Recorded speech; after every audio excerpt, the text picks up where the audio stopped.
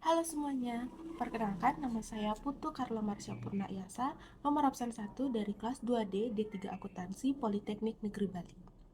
Nah, dalam video ini saya akan membahas mengenai beberapa hal sebagai syarat nilai ujian akhir semester mata kuliah Sistem Informasi Akuntansi.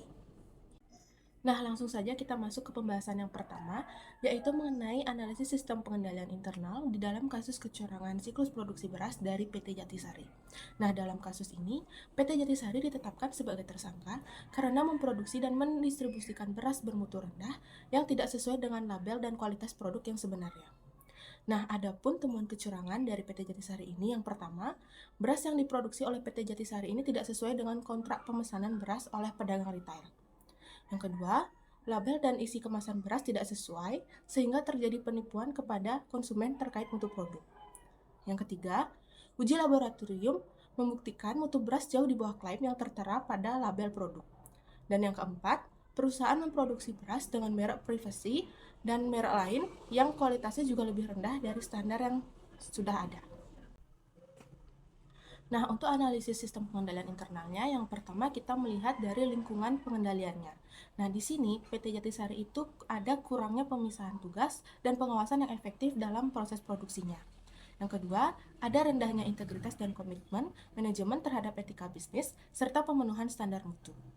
Yang ketiga, struktur organisasi dari PT Jatisari ini tidak jelas, sehingga tanggung jawab dan wewenangnya menjadi tumpang tindih. Yang keempat, tidak adanya budaya kepatuhan dan pengendalian yang kuat di lingkungan perusahaan. Nah, analisis kedua kita melihat dari prosedur pengendaliannya, di mana di dalam PT Jatisari itu tidak terdapat prosedur pengujian mutu beras yang ketat dan rutin selama proses produksi itu berlangsung. Dan yang kedua, pelabelan produk tidak diawasi secara ketat, sehingga isi kemasan tidak sesuai dengan label yang tercantum. Yang ketiga, SOP untuk pelabelan dan pengemasan tidak ditegakkan secara konsisten, sehingga rentan terjadi manipulasi dari kualitas produk. Nah, untuk yang ketiga, kita melihat dia dari penilaian risikonya. Nah, identifikasi dan penilaian risiko atas kemungkinan pencurangan tidak dilakukan secara menyeluruh. Selanjutnya, tidak ada evaluasi berkala terhadap risiko penggunaan bahan baku bermutu rendah. Dan yang terakhir yaitu risiko distribusi produk tidak sesuai spesifikasi, tidak diantisipasi dengan baik dalam kebijakan perusahaan. Nah, selanjutnya kita melihat dari analisis informasi dan komunikasi yang ada di dalam PT Jatisari, di mana sistem informasi pengawasan mutu tidak berjalan secara efektif, sehingga laporan kualitas tidak valid dan jarang diperbarui. Yang kedua, saluran laporan kualitas tidak valid seperti produksi, pengawasan kualitas, dan manajemen tidak optimal sehingga informasi penting tidak tersampaikan dengan baik. Dan yang terakhir, dia tidak tersedia pelaporan rutin dan transparan kepada manajemen maupun pemangku kepentingan terkait mutu produk.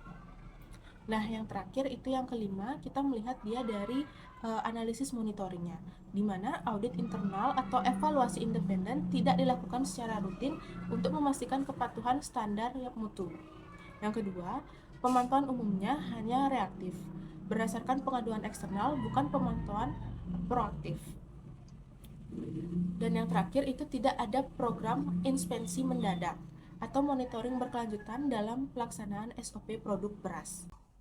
Nah, jadi adapun kesimpulan dari kasus ini yaitu kasus kecurangan produksi PT Jatisari menunjukkan bahwa sistem pengendalian internal pada siklus produksi beras perusahaan ini sangat lemah dan tidak efektif dalam mencegah maupun mendeteksi praktik kecurangan, di mana kelemahan utama ini terletak pada pemantauan internal yang tidak memadai. Kekuatan pengendalian internal ini perlu segera diperkuat dengan perbaikan lingkungan pengendalian, seperti proses penilaian risiko, aktivitas pengendalian, serta sistem informasi dan komunikasi yang mendukung transparansi dan akuntabilitas perusahaan. Nah, pembahasan kedua yaitu mengenai siklus produksi. Di sini sudah terlihat ada diagram arus data tingkat 0 dari siklus produksi. Nah, alurnya itu yang pertama, dan kita mulai dari desain produk. Nah, di tahap ini kita fokus pada perencanaan produk dan penentuan spesifikasi bahan baku, yang kemudian akan menghasilkan daftar operasi, yaitu adalah langkah-langkah detail yang diperlukan untuk membuat produk kita. Nah, kita masuk ke tahap kedua, yaitu tahap selanjutnya perencanaan dan penjadwalan. Nah, itu adalah otak dari semua siklus ini. Dia adalah inti dari semua siklus ini. Bagian ini itu dia menerima informasi pesanan dari penjual dan ketersediaan bahan baku, di mana mereka juga mempertimbangkan berapa banyak tenaga kerja yang ada. Nah, dari sini mereka memutuskan berapa banyak barang yang akan diproduksi dan kapan, lalu mengirim pesanan produksi ke bagian operasional. Jika butuh bahan baku, mereka akan meminta pembelian ke siklus pengeluaran. Nah, selanjutnya itu pada tahap 3, yaitu tahap produksi produk, di mana bahan baku, pesanan produksi, dan kartu pemindahan diterima untuk melaksanakan kegiatan produksi. Nah, proses ini juga menerima tenaga kerja yang tersedia dari siklus SDM, dan selama proses produksi, terjadi pemindahan bahan baku, pengolahan menjadi barang dalam proses atau WIP, dan akhirnya menjadi barang jadi. Dan tahap terakhir yaitu tahap keempat adalah akuntansi biaya, yang mana akan menghitung semua pengeluaran. Akuntansi biaya ini dia mengumpulkan data dari jam kerja, bahan baku, dan biaya operasional lainnya. Hasilnya itu adalah harga pokok produksi yang akan dimasukkan ke dalam laporan keuangan dan berbagai laporan penting lainnya untuk manajemen. Nah, pembahasan selanjutnya yaitu mengenai bagian flowchart dari penjualan kredit. Kita masuk ke tahap pertama yaitu penerimaan pesanan dan pembuatan sales order dari pramuniaga, di mana proses ini dimulai ketika pramuniaga menerima pesanan dari konsumen, dan berdasarkan pesanan tersebut pramuniaga membuat sales order dalam beberapa rangkap. Nah, satu salinannya itu disimpan oleh pramuniaga, sementara salinan lainnya itu diteruskan ke bagian kredit untuk diproses selanjutnya. Nah, selanjutnya yaitu tahap kedua di bagian kredit adalah pengecekan kelayakan kredit, di mana salinan sales order yang diterima oleh bagian kredit itu digunakan untuk mengecekkan kelayakan kredit konsumen. Nah, ini adalah langkah penting untuk menilai kemampuan dan riwayat pembayaran konsumen sebelum menyetujui penjualan kredit. Nah, tahap ketiga yaitu tahap di bagian gudang. Nah, setelah kelayakan kredit itu disetujui di bagian kredit, nah gudang ini dia menerima sales order rangkap ketiga. Dan tugas gudang ini adalah menyiapkan barang yang dipesan sesuai dengan sales order tersebut. Nah, setelah barang siap, barang beserta packing slip itu dikirim ke bagian pengiriman oleh bagian gudang. Selanjutnya yaitu tahap keempat yang terakhir itu adalah verifikasi dan pengiriman barang oleh bagian pengiriman, di mana bagian pengiriman barang ini dia menerima barang dan packing slip dari bagian gudang. Lalu langkah pertama yang mereka lakukan adalah mengecek kesesuaian barang dengan packing slip tersebut. Nah, setelah sesuai, bagian pengiriman ini membuat bukti pengiriman barang dalam beberapa rangkap. Nah, satu rangkapnya akan dibagikan ke bagian akuntansi untuk penagihan dan salinan sales order, atau rangkap keempat itu disimpan di bagian pengiriman. Dan akhirnya barang tersebut diserahkan langsung ke konsumen bersama dengan bukti pengiriman barangnya. Nah, pembahasan yang terakhir yaitu mengenai siklus pengembangan sistem, di mana siklus pengembangan sistem ini adalah proses 5 langkah yang digunakan untuk mendesain dan mengimplementasikan sebuah sistem baru. Ini merupakan kerangka kerja terstruktur untuk membangun sistem berkualitas tinggi yang memenuhi kebutuhan pengguna. Nah, adapun tahapan dari siklus ini yang pertama yaitu analisis sistem, di mana tahap ini merupakan fondasi untuk memahami masalah dan penetapan apa yang harus dicapai oleh sistem baru tersebut.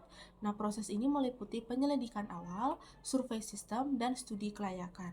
Di studi kelayakan ini, kita mengevaluasi berbagai aspek seperti kelayakan ekonomi, teknis, hukum, penjadwalan, dan operasi. Nah, tujuannya ini adalah untuk menentukan kebutuhan informasi dan persyaratan sistem, serta memberi persyaratan sistem yang jelas. Tahap kedua itu ada desain konseptual. Nah, pada tahap ini, persyaratan sistem yang telah ditetapkan itu diubah menjadi rancangan yang tingkat tinggi, di mana aktivitas utamanya itu adalah mengidentifikasi dan mengevaluasi alternatif desain, serta mengembangkan spesifikasi desain. Nah, hasilnya ini adalah persyaratan desain konseptual yang akan menjadi panduan untuk desain yang lebih rinci. Tahap yang ketiga itu ada tahap desain fisik, di mana tahap ini merupakan detail dari desain konseptual yang menjadi spesifikasi teknis yang siap diimplementasikan. Nah, di sini dilakukan desain output, database, dan input. Selain itu, tim juga mengembangkan program dan prosedur serta mendesain pengendalian yang diperlukan dalam sistem. Nah, hasil dari tahap ini itu adalah sistem yang didesain dengan penuh dan siap untuk di tahap implementasi.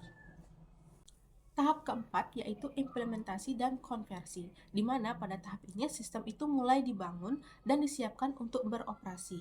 Nah, aktivitasnya itu meliputi pengembangan rencana implementasi dan konversi, memasang perangkat keras dan perangkat lunak, melatih personel, dan menguji sistem secara menyeluruh. Selain itu, juga melengkapi dokumentasi untuk mengubah sistem lama ke sistem yang baru. Dan puncaknya ini adalah memberikan sistem operasional bagi pengguna. Nah, tahap terakhir dari siklus ini yaitu operasi dan pemeliharaan, di mana tahap ini adalah tahap terpanjang dari siklus SDLC yang berlangsung selama masa pakai sistem. Jadi, fokusnya ini adalah pada kelangsungan operasional dan peningkatan yang berkelanjutan. Nah, tahap ini mencakup untuk menyempurnakan dan melakukan tinjauan pasca implementasi, mengoperasikan sistem, memodifikasi sistem untuk perbaikan, dan melakukan pemeliharaan berlangsung. Jadi tujuannya adalah untuk memberikan sistem yang diperbaiki dan memastikan sistem tersebut tetap relevan serta berfungsi optimal seiring berjalannya waktu. Baik, sekian pembahasan materi dari saya. Mohon maaf apabila terdapat banyak kekurangan dalam video ini. Akhir kata, saya tutup dengan terima kasih.